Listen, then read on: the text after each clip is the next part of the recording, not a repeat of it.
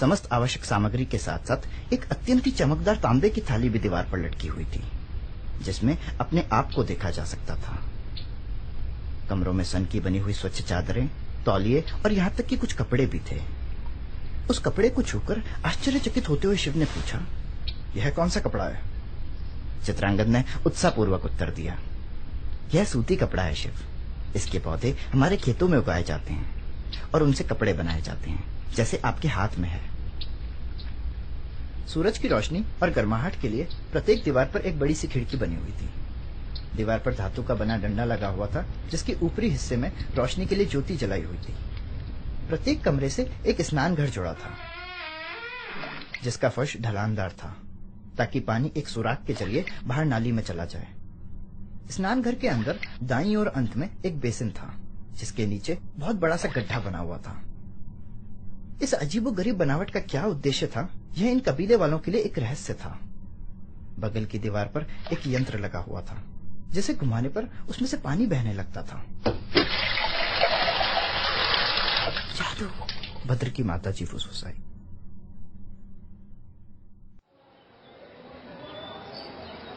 मकान के मुख्य द्वार से सटकर एक घर बना हुआ था। शिव से मिलने के लिए उस घर से निकलकर एक वैद्य और उसकी सहायिकाएं आई। छोटी कदकाठी की उस वैद्य ने अपनी कमर से पांव तक सफेद कपड़ा बांधा हुआ था, जिसे मिलवावासी धोती कहते थे। एक छोटा सा सफेद कपड़ा चोली की तरह सीने के चारों ओर बंधा हुआ था, जबकि एक अन्य कपड़ा, जिसे अंगवस्त्रम कहा जाता था, उसके कंधों पर लटका हुआ था।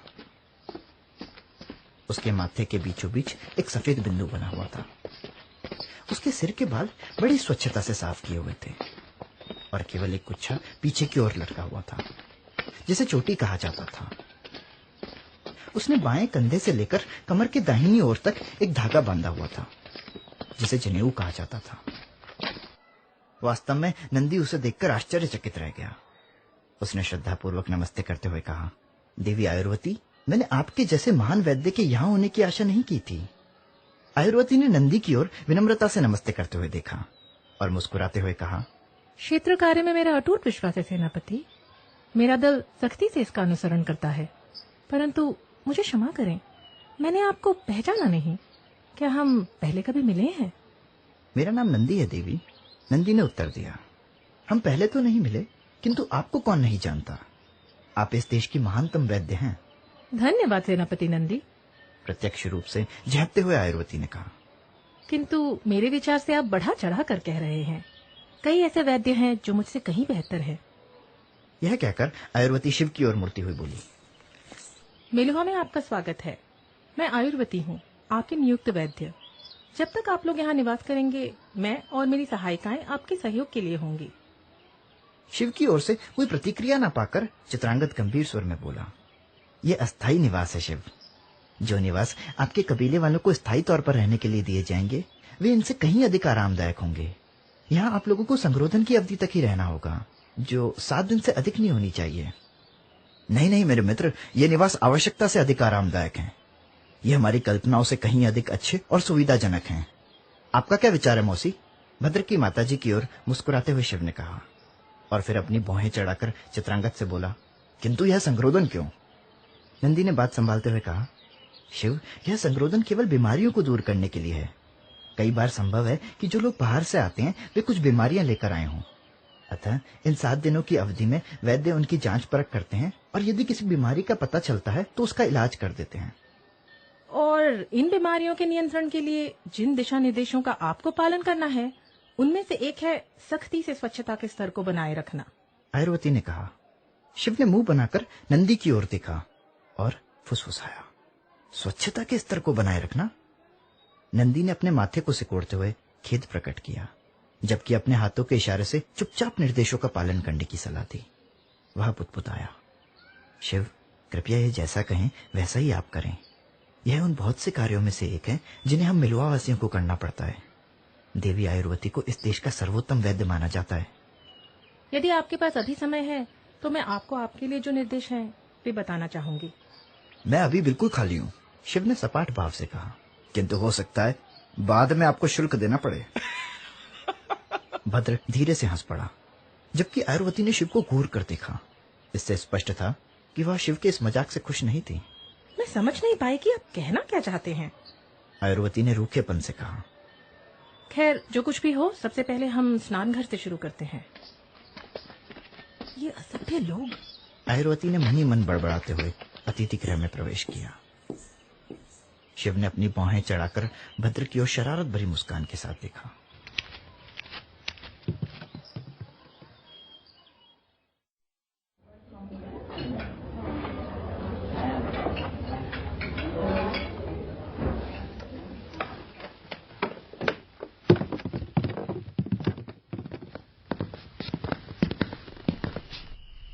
देर शाम बहुत ही शानदार भोजन के बाद गुड़वालों के कमरों में एक औषधि पीने के लिए दी गई। छी! भद्र ने मुंह बनाकर कहा। उसका चेहरा बिगड़ गया। इसका स्वाद तो याक के पेशाब की तरह है। तुम्हें कैसे पता कि याक का पेशाब कैसा होता है? शिव ठहाका मारकर हंसने लगा और अपने मित्र की पीठ पर जोर से तमाचा मारते हुए बोला, अब तुम अपने कमरे में जाओ, मुझे सोना है। आपने बिस्तर देखा है? मुझे लगता है कि ये मेरे जीवन की सबसे अच्छी नींद होने वाली है। मैंने बिस्तर देखा है बेवकूफ, शिव ने मुंह बनाकर कहा, और अब मुझे उसका आनंद लेना है। तुम बाहर निकलो अभी इसी समय। जोर से हंसते हुए भद्र शिव के कमरे से बाहर निकल गया। उस अनोखे नरम बिस्तर को लेकर वह अकेला ही उत्साहित नहीं था। उसके कबीले के सभी लोग अपने अपने कमरों में पहुंच चुके थे, क्योंकि उन्हें ऐसा लग रहा था कि उनके जीवन की वह सबसे अच्छी नींद होने वाली थी। वे अचंभे के लिए तैयार थे।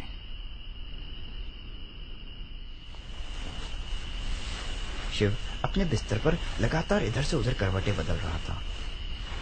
उसने नारंगी रंग की धोती पहन रखी थी। स्वच्छता के कारण उसे उसका बाघ की चमड़ी से बना घाघरा धुलने के लिए चला गया था। उसका सूती अंगवस्त्रम दीवार के बगल में रखी एक छोटी सी कुर्सी पर रखा हुआ था। अधचली लाचार चिलम पास की मेज पर पड़ी हुई थी। यह मनहूस बिस्तर तो कुछ ज्यादा ही नरम है। इस पर सोना तो बहुत मुश्किल है। उसके बाद शिव ने एक झटके में गद्दे पर बिछी हुई चादर को खींच लिया, उसे फर्श पर बिछाया और लेट गया। यह थोड़ा बेहतर था। नींद छुपके छुपके उसे आगोश में लेती जा रही थी, किंतु उस तरह नहीं जिस तरह अपने घर में लिया करती थी। उसे अपनी झोंपड़ी के खुरदरे ठंडे फर्श की कमी खल रही थी। उसे कैलाश पर्वत की तेज हवाओं की कमी खल रही थी, जिनको भूलने का वो कितना भी प्रयास करे वे अपना एहसास दिला ही जाती थी। उसे अपने घाघरे की आरामदायक बदबू की कमी खल रही थी। इसमें कोई संदेह नहीं था कि वर्तमान में उसके आसपास की परिस्थितियां अत्यंत ही आरामदायक थीं, किंतु वे अनजान एवं विदेशी थी। हमेशा की तरह उसे अपने आप ही सच्चाई का एहसास हो गया। इन सब की वजह कमरा नहीं, तू खुद है। तभी शिव ने गौर किया कि वह पसीने से तर था। ठंडी हवा के बावजूद वह पसीने से तरबतर होता जा रहा था। ऐसा लग रहा था जैसे वह कमरा घूम रहा हो। उसने महसूस किया जैसे उसके शरीर से कोई उसे अलग कर रहा हो। उसे लगा कि जैसे उसके दाएं पांव का अंगूठा आग में जल रहा हो। युद्ध से जख्मी उसका बायां घुटना जैसे खिंचता चला जा रहा हो। उसकी थकी हुई पीड़ित मांसपेशियों को जैसे कोई नया स्वरूप दे रहा हो। उसके कंधे की हड्डी जो कुछ दिनों पहले टूट चुकी थी और फिर कभी सही तरीके से जुड़ नहीं पाई थी, ऐसा लग रहा था कि जैसे मांसपेशियों को एक और ढकेलकर वह पुनः जुड़ने का प्रयास कर रही हो। साथ ही मांसपेशियां भी जैसे उसे जगह दे रही हो ताकि वह हड्डी अपना काम पूरा कर सके। उसे सांस लेने के लिए बहुत ज्यादा प्रयास करना पड़ रहा था। फेफड़ों की मदद करने के लिए उसने अपना मुंह खोला, किंतु पर्याप्त हवा अंदर नहीं जा पाई। शिव ने अपना मुंह खोला और पूरा जोर लगाकर जितनी हवा खींच सकता था उतनी खींची। उसी समय बगल की खिड़की का पर्दा लहराया और हवा अंदर घुस आई। अचानक आए हवा के झोंके ने शिव के शरीर को थोड़ा आराम पहुंचाया,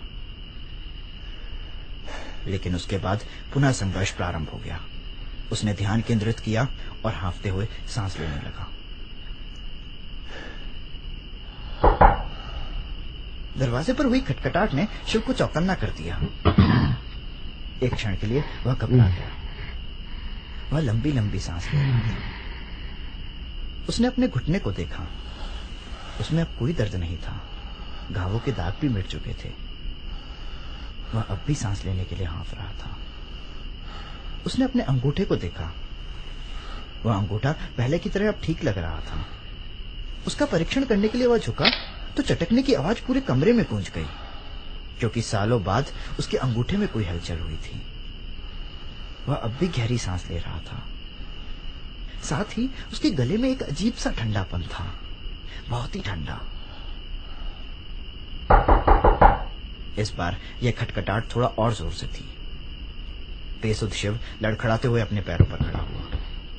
गर्माहट के लिए उसने अंगवस्त्रम को अपने गले में लपेटा और द्वार खोल दिया।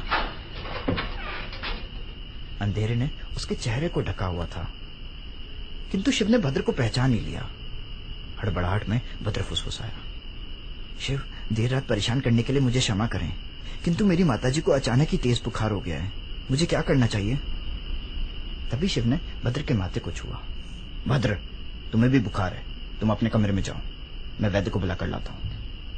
जब शिव गलियारे से होते हुए वैद्य को बुलाने के लिए जाने लगा तो कई और कमरों के द्वार खुलने लगे। मदद करें, मुझे बुखार आ गया है, कृपया मेरी मदद करें। शिव तेजी से दौड़ते हुए उस मकान की ओर भागा जहाँ वैद्य निवास कर रहे थे। वहां पहुंचकर उसने दरवाजे को जोर से खटखटाया।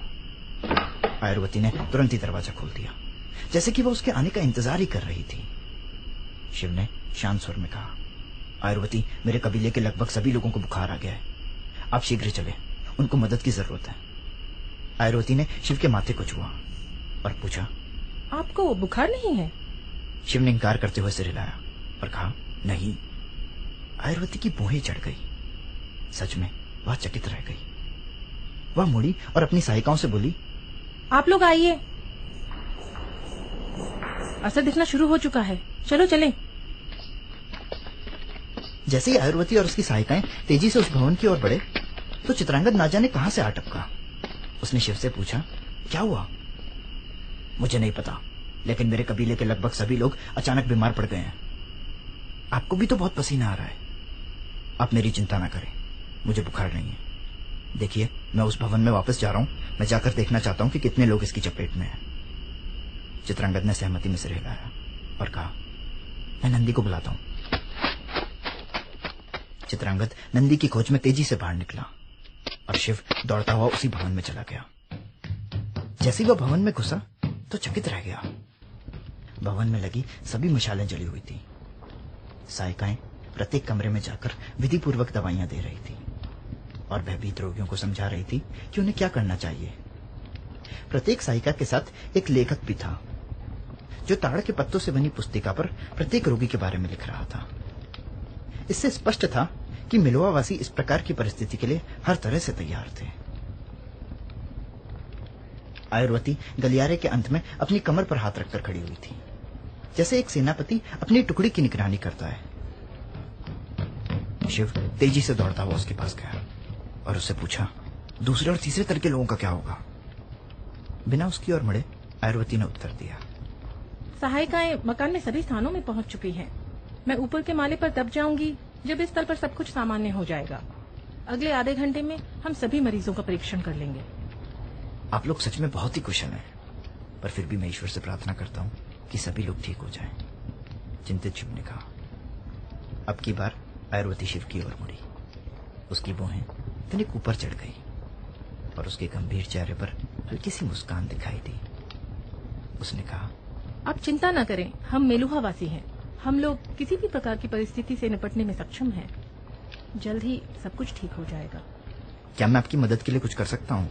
जी हाँ, कृपया जाकर स्नान कर लीजिए। क्या? कृपया जाकर स्नान कर लीजिए, अभी इसी समय। यह कहकर आयुर्वती ने पुनः अपनी टोली की ओर ध्यान दिया। कृपया सब लोग याद रखें कि 15 वर्ष से कम आयु के सभी बच्चों के मुंडन होने हैं। मस्त्रा, आप कृपया ऊपर जाएं और अन्य औषधि की खुराक देने का कार्य प्रारंभ करें। मैं 5 मिनट में वहाँ पहुँच जाऊंगी। अवश्य देवी, उस नवयुवक ने कहा और कपड़े का एक बड़ा सा थैला लेकर तेजी से आगे बढ़ गया। आप अभी भी यही खड़े हैं? आयुर्वती ने पूछा, क्योंकि उसने देखा कि शिव अभी भी वहीं खड़ा था। अपने बढ़ते क्रोध पर काबू करते हुए शिव ने नरमी से पूछा, मेरे स्नान करने से क्या फर्क पड़ जाएगा? मेरे लोग मुश्किल में हैं, मैं उनकी मदद करना चाहता हूँ। मेरे पास ना तो समय है और ना ही धैर्य कि मैं आपसे बहस कर सकूं। आप अभी जाएंगे और स्नान करेंगे। आयुर्वती ने कहा। इससे स्पष्ट था कि उसने अपने बढ़ते हुए क्रोध पर काबू करने की कोई कोशिश नहीं की थी। शिव ने घूर कर आयुर्वती को देखा। उसे अपने मुंह से निकलने वाली गालियों को ना बोलने के लिए बहुत प्रयास करना पड़ा। उसकी बीची हुई मुट्ठियां आयुर्वती से बहस करने का संकेत दे रही थी, किंतु वह एक स्त्री थी। आयुर्वती ने भी शिव को घूर कर देखा। उसे उसके निर्देशों का पालन किए जाने की आदत थी। वह एक वैद्य थी। यदि उसने किसी मरीज को कुछ करने के लिए कहा होता था तो वह उम्मीद करती थी कि बिना किसी प्रश्न के उसकी बात पर अमल किया जाएगा। परंतु अपने लंबे समय के अनुभव में उसने शिव जैसे कई रोगियों को भी देखा था, खासकर श्रेष्ठ वर्गों से। ऐसे रोगियों को कारण बताकर संतुष्ट करना पड़ता था। उन्हें निर्देश देने से काम नहीं चलता था। पर यह तो एक साधारण अप्रवासी था, न कि कोई कुलीन व्यक्ति। बड़ी मुश्किल से अपने आप पर काबू करते हुए आयुर्वती ने कहा, शिव, आप पसीने से तर हो। यदि आप इसे नहीं धोएंगे तो यह जानलेवा साबित हो सकता है। कृपया मुझ पर भरोसा रखें। यदि आप स्वयं ही जीवित न रहे तो अपने कबीले के लोगों की मदद कैसे करेंगे?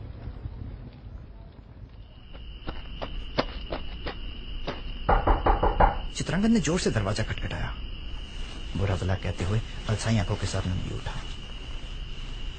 उसने झटके के साथ दरवाजा खोला और घुर्राया। यह कुछ जरूरी होना चाहिए, वरना जल्दी चलें, शिव के कबीले वाले बीमार पड़ गए हैं। अभी सही, किंतु यह तो पहले ही रात है। नंदी चिल्लाया। अपना अंगवस्त्रम उठाया और बोला, चलो चलें।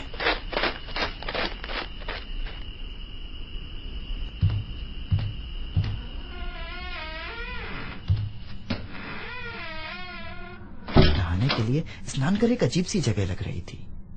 शिव को मानसरोवर झील के ठंडे पानी में डुबकी लगाकर नहाने की आदत थी, और वह भी महीने में केवल 2 बार। वह स्नानघर उसे बहुत ही अजीब और छोटा लगा। उसने दीवार पर लगे जादुई यंत्र को घुमाया ताकि पानी का बहाव तेज हो जाए।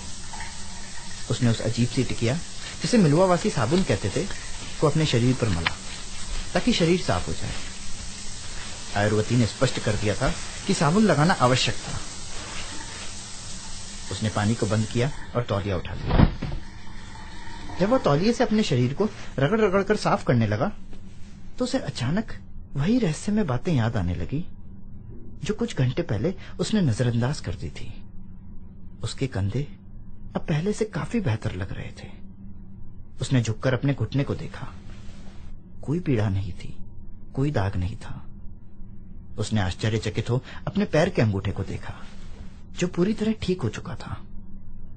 और तभी उसे एहसास हुआ कि उसके शरीर की पीड़ित अंगी नहीं, बल्कि उसका पूरा शरीर ही पहले से कहीं अधिक शक्तिशाली लग रहा था। हालांकि उसका गला अब भी बहुत ज्यादा ठंडा था। यह सब क्या हो रहा है? वह स्नानघर से बाहर आया और जल्दी से एक नई धोती पहन ली। आयुर्वती का कड़ा निर्देश था कि वह पसीने से गंदे हो चुके अपने पुराने कपड़े ना पहने। जब वह गर्माहट के लिए अंगवस्त्रम को अपने गले में लपेट रहा था, तभी किसी ने द्वार खटखटाया। यह आयुर्वती थी। शिव, क्या आप द्वार खोलने की कृपा करेंगे? मैं बस परीक्षण करना चाहती हूँ कि आप ठीक ठाक हैं या नहीं। शिव ने दरवाजा खोल दिया। आयुर्वती अंदर आई और शिव के शरीर का तापमान पता करने लगी। उसका तापमान सामान्य था। आयुर्वती ने हल्के से सिर हिलाया और कहा, आप स्वस्थ प्रतीत होते हैं और आपके कबीले वाले भी शीघ्रता से ठीक होते जा रहे हैं। संकट के क्षण बीत चुके हैं। शिव आभार व्यक्त करते हुए मुस्कुराया। आपके दल की क्षमता एवं कुशलता को बहुत बहुत धन्यवाद। मुझे सचमुच बहुत खेद है कि मैंने आपसे फालतू में बहस की। मुझे पता है कि आप हमारे भले के लिए ही सब कुछ कर रही थी। आयुर्वती ने अपनी किताब से आंखें हटाकर हल्की सी मुस्कुराहट और अपनी चढ़ी हुई भौहें के साथ ऊपर की ओर देखा। विनम्र भाव। क्या हम सच में ऐसे हैं? मैं उतना भी अक्खड़ नहीं हूँ जितना आप समझ रही हैं। शिव हल्का सा मुस्कुराया। आप लोग कुछ ज्यादा ही नफरत करते हैं। अचानक आयुर्वती ने सुनना बंद कर दिया और हैरानी से शिव की ओर देखने लगी। उसने कैसे इससे पहले इस बात पर गौर नहीं किया। उसने कभी भी उस पौराणिक कथा पर विश्वास नहीं किया था। क्या वही सबसे पहले इस कथा को सच होते हुए देखने वाली थी?